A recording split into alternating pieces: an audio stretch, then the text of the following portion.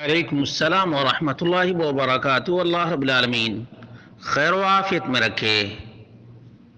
سوال پیران پیر اور یا غوث المدد پکارنے والوں کے غوث اعظم کے سلسلے میں ہے کہ ان کی کتنی بیویاں تھیں؟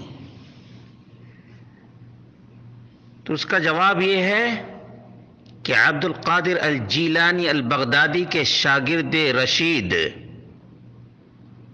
شہاب الدین شہروردی کی کتاب ہے عوارف المعارف اور صفحہ نمبر 101 ہے۔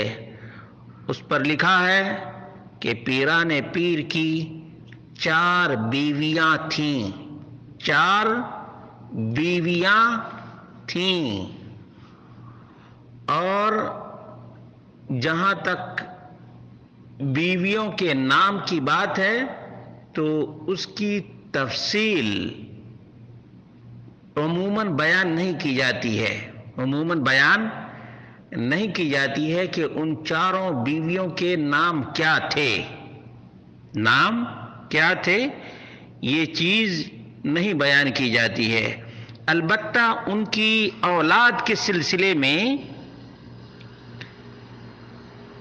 سوانح غوث اعظم صفحہ نمبر 31 پر ہے کہ عبد القادر الجیلانی البغدادی کے 47 نہیں 49 اولاد تھی۔ ان میں سے 20 لڑکے تھے، 20 لڑکے اور 29 لڑکیاں تھیں۔ ان لڑکیوں میں سے اکثر کی موت اور ان لڑکوں میں سے بھی اکثر کی موت عبد القادر الجیلانی البغدادی کی زندگی میں ہو گئی تھی، یہاں تک کہ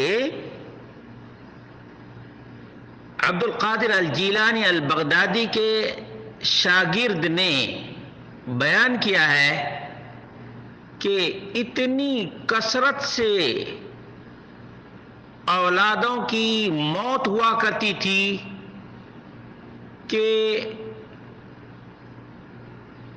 پیدا ہوتے ہی ان کے دل میں یہ کھٹکنے لگتا تھا کہ پیدا تو ہوا ہے لیکن یہ بھی مر جائے گا، یہ بھی مر جائے گا۔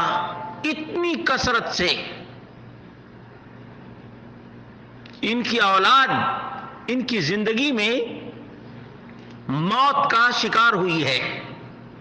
آج جو لوگ عبد القادر الجیلانی البغدادی کو یا غوث المدد یا غوث المدد کے لیے پکارتے ہیں، وہ اپنی اولاد کو بھی موت سے نہیں بچا سکے،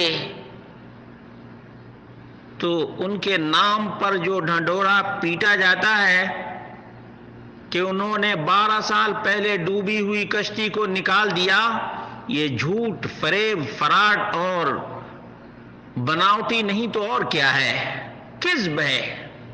دجال اور کذاب لوگوں نے ان کی طرف اس قسم کے بہت سے واقعات کو منسوب کیا ہے جو قرآن و سنت کے بھی خلاف ہے، پیران پیر کی تعلیمات کے بھی خلاف ہے، پیران پیر کی تعلیمات کے بھی خلاف ہیں۔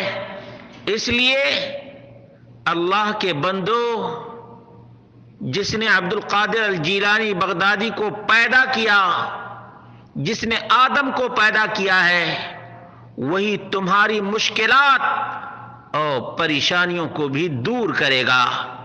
تم اللہ رب العالمین سے لو تو لگاؤ، اللہ رب العالمین سے مانگو تو صحیح۔ تم ادھر ادھر بھٹکتے ہو اور جن کی وفاتیں ہو چکی ہیں ان کو پکارتے ہو، الحی القیوم کو چھوڑ کر، اور مخلوق کی دہائی دینا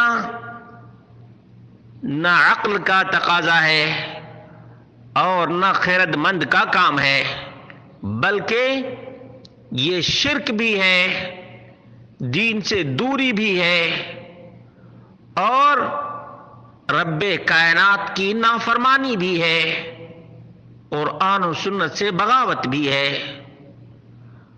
اللہ رب العالمین ایسے لوگوں کو ہدایت نصیب فرمائے جو زندہ رب کو چھوڑ کر اور مقبور مدفون کی دہائی دیتے ہیں۔